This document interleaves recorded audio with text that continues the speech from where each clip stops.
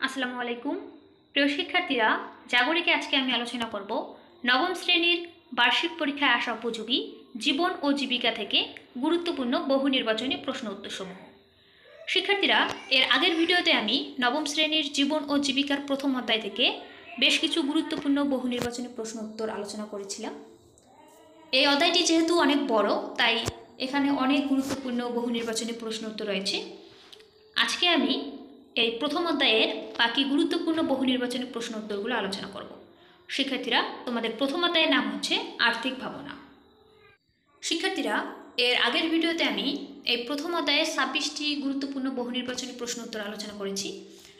আজকের এই ভিডিওতে আমি এই অধ্যায়ে আরও গুরুত্বপূর্ণ বহু নির্বাচনী প্রশ্ন উত্তর আলোচনা করব। এর প্রথমে রয়েছে আরএস জরিপের উদ্দেশ্য কী ছিল? এর উত্তর হচ্ছে খ, এস.এ. খতিয়ানের ভুল সংশোধন। 2, বি.এস. খতিয়ান কোন আমলে হওয়া জরিপের রিপোর্ট? এর সঠিক উত্তর হচ্ছে গ, বাংলাদেশ আমলে। 3, ডিপি খতিয়ান কি? সঠিক উত্তর হচ্ছে খ, খসড়া খতিয়ান। ডিপি খতিয়ান হচ্ছে একটা খসড়া খতিয়ান। 4, মাঠ পর্যায়ে কোন ধরনের তথ্য থাকে? উত্তর হচ্ছে জমির প্রাথমিক পরিচিতি। 5, নামজারি কোথায় সম্পন্ন করা হয়? উত্তর হচ্ছে খ, ইউনিয়ন ভূমি অফিসে। 6, মৌজা কি? উত্তর হচ্ছে জরিপের ইউনিট। 7, জেএল নম্বর কি নির্দেশ করে? এর উত্তর হচ্ছে খ, মৌজার ক্রমিক নম্বর। 8, দাগ নম্বর কি দ্বারা চিহ্নিত করা হয়? উত্তর হচ্ছে খ, জমির সীমানা। 9, ডিসিআর কি? এর উত্তর হচ্ছে খ, জমির কর আদায়ের রসিদ। 10, খাজনা কি? খাজনা হচ্ছে জমির ভাড়া। খাজনা রসিদ কি? এর উত্তর হবে ভূমি উন্নয়ন করের রসিদ। 12, নামজারি ফি কত টাকা? নামজারি ফি হচ্ছে 1000 টাকা। এর উত্তর হবে গ। 13, নামজারি করার জন্য কোন ওয়েবসাইটে যেতে হয়? এর উত্তর হচ্ছে ক, এই ওয়েবসাইটটি হচ্ছে mutation.land.gov.bd।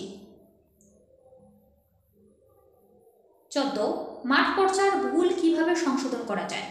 উত্তর হচ্ছে জরিপ অফিসে গিয়ে।